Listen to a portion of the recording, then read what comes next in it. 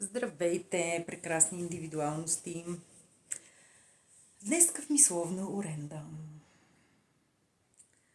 Днеска ще си разсъждавам малко за израстването ни, за отношенията ни един с друг, разбиранията и няколко лайфа, защото се случиха тук някои ситуации в хода. Споделях, но няма значение да не сте гледали лайфовете ми във Фейсбук. Затова правя този клип в мисловната ми оренда. Днеска не съм на кафе, нямам кафе, даже нищо няма в момента, но просто така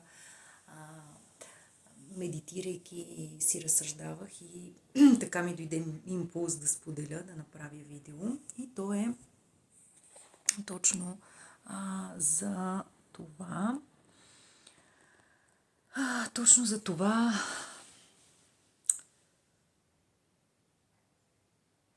как тълкуваме, как разбираме нещата, как се държим един с друг. Замислих се от всички ситуации, от няколко години, така мога да кажа, от един период, защото все пак преди не съм била така, от всичко, до което съм достигнала, като знания, като прозрения, аз поемам моята отговорност в ситуацията, гледам какво ми показва, къде съм се синхронизирала, защото вярвам, че така съществуваме, ние се синхронизираме с ситуациите, които ни се случват и резонираме с тях и за това ни се случват и гледам къде е моята отговорност, за да променя това, което е възможно. И се замислих така през последните години. Съм била в Гърция, в Англия и там в такива ситуации, предизвикателни, наистина много, много на първично ниво с това да се справиш, да оцелееш финансово и то на така допустимо за моите критерии ниво, ниво е някакви така мизерии, да можеш да имаш дом и то пак казвам на някакво ниво. И съм се справила и се намирам на точните хора и така много много мили спомени имам, много хубаво отношение, много свестни хора. И се връщам в България и в това ежедневие и предизвикателство и с роднини имаше, дето живях и тук се прибираме едни някакви дребнави отношения излизат, които доста ме провокираха. Но съм много благодарна, защото израствам, разбирам. Аз преди много години имах така едно силно желание, импулс да достигна така в себе си, вътрешно, не да е нужно да се правя, ами е така през сърцето ми да мога да съм щастлива, да мога да живея през любовта, да мога да съм осъзната, да се радвам на хорските успехи, да се радвам на хорската радост, ама от сърце, как да кажа, да няма това, този и оня и така нататък, да мога от сърце на 100% да преживявам радостите, да мога да съм осъзната, да виждам моите грешки, да ги променям, да се извинявам където е необходимо. Ама с чисто от сърце. Разбирате как да го обясна, даже не знам с думи, но синхрона с сърцето и ума. Просто си в баланс и е това. Можеш да кажеш и да, сгреших, или да, станах смешен, или тук да, направих това, колкото и да не ми харесва. И в същото време пък да се радваш му от сърце на успеха на близък твой, или дори да не е близък, или на комшия, или на който и да е, дори на, даже аз не приемам точно конкурент, но да кажеш, човек в твоята сфера. Много, много исках това. И много се радвам, че го постигнах. Много се радвам. Това е младост, това е здравето, това е радостта, Това е щастието. Това е живот на друго ниво. И тук не говорим за възвишения нива, като нали, някой по-долу или не. Просто говориме на мироглед. От ниво това, че примерно от първия етаж виждаш само къщи пред теб. И то, нали, това е основно. Не можеш да видиш картината след това. На втория, на третия вече ти се тази шир, нали, се отваря. Това е идеята. И съм много благодарна. Аз така явно това съм избрала в този мой живот и по зодия, и по принцип. Аз съм човек на баланс. Аз съм от малкото, мога да кажа, защото съм ви го казвали чрез различни диагнози. Малко от хората, които са много балансирани, които знаят, въпреки че съм емоционална, знаят как да се балансират като цяло и към другите, и към себе си, дори кармично, въпреки че аз разбирам кармата по различен начин, са ми казвали много така гурута в тази област, че нямам, просто всичко си изчиствам, в което е така. Само че аз си го правя по моите разбирания и вярвания. Не дължа, не ми дължат. Изчиствам нещата с всеки, емоционално, енергийно, всякак.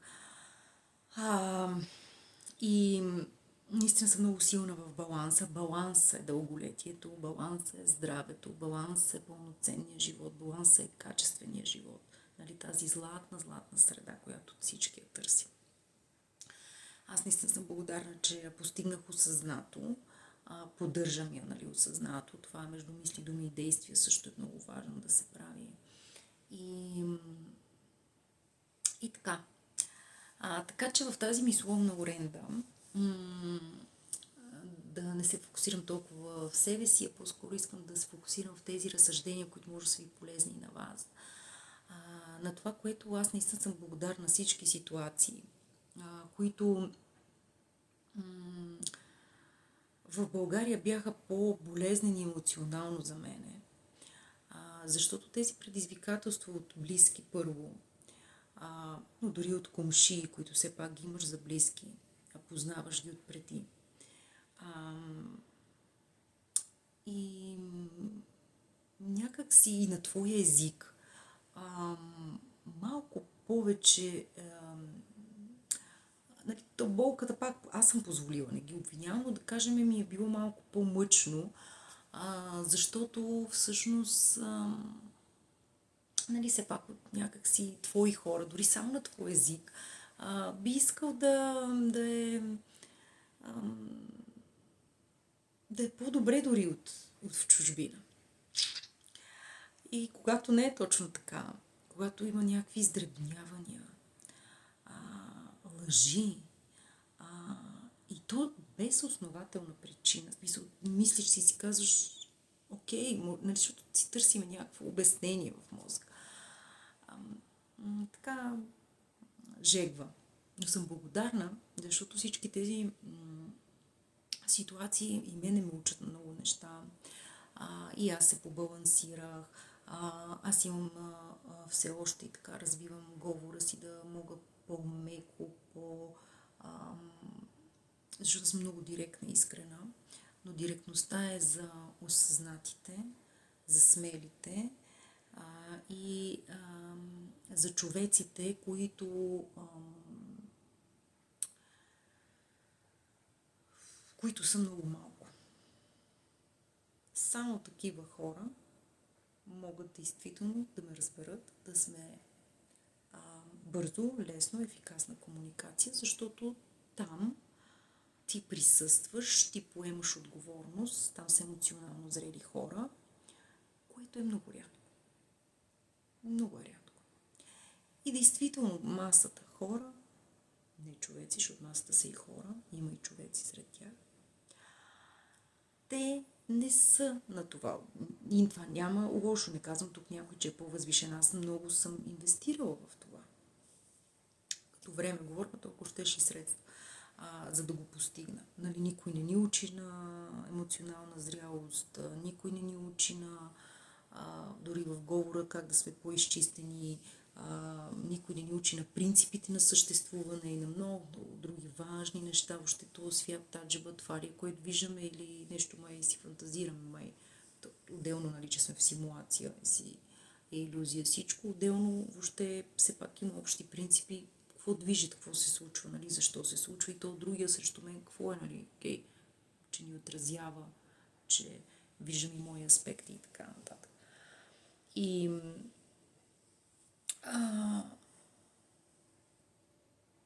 И тези хора са и по-страхливи, живеят повече през страха, през ограничението, през потискането на себе си. По-бавно ще си позволят да се учат неща, които искат, нали. По-различно е. По-различно. И с техните си основателни причини. Дали заради примерно децата много пъти, да, така е наистина, след пак като има деца, човек сигурно е по-различно. Сега едно е да носи отговорността само за себе си, едно е вече, нали, за деца, което е, нали, плюса в това, че аз съм достигнала до тези осъзнавания, но минуса, защото като имаш дете, вече там е фокуса, но минуса е, да, че те първа, примерно, ще съм в този процес да съм родител. Всяко нещо има плюсове и минуси, така че това е много важно и моя отговорност и грешка до някъде, нали, с подхода ми, защото все пак аз влизам, нали, на тези хора, как да кажа, нали, по начин, който не е разбираем и става все едно агресивен. Но с времето всичко се балансира, олягва. Аз пак казвам, аз съм човек, който обичам да изговарям, да изчиствам нещата, да ги оставям в баланс и така. Така че това са ми така размислите за днес, за този период. Наистина колко е важно да бъдем честни пред себе си и дори да не ни харесва нещо, което ни каже, да може да си го признаеме. Благодаря съм така една приятелка. И мен и други хора, много хора са ми казвали, нали, като кажа нещо, после го осъзнават. Малко са, които не са ми казали, масово имат тая смелост и така се връщат и казват, или ако по някаква ситуация се съберем, се срещнем отново, казват, аз осъзнах, нали, ти имаше право, когато ми го казва, въпреки че не ми хареса. И това е във всички аспекти, относно чистота, физическа или на някакво пространство или на нещо друго. Но в първия момент на никой не му харесва. Сега, нали, никой не му харесва да му кажеш, тук не си изчистил или това не си го направил добре. Аз лично съм окей с това.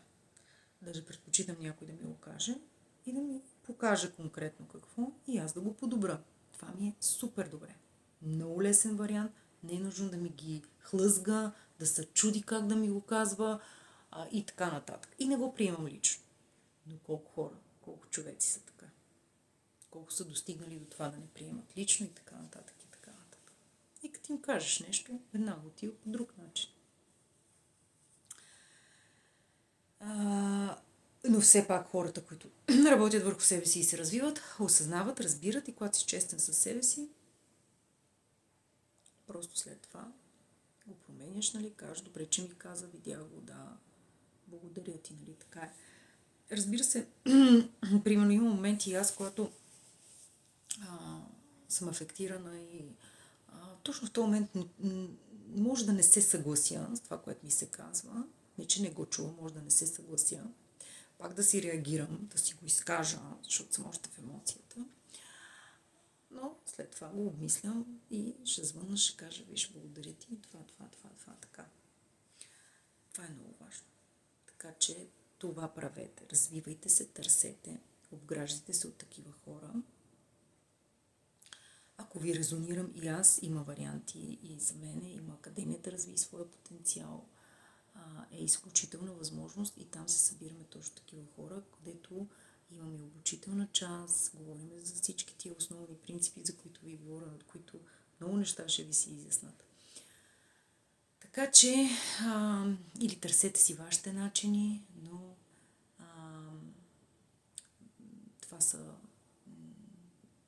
основите. знаете, без добри основи ще направим, така че основите слагайте хубаво, здраво, стабилно и бъдете искрени със себе си, поемайте си отговорност, признавайте си и така обмена и с другите вече на съвсем различно ниво. Благодаря ви. Това е за сега в този епизод на Мисловна оренда.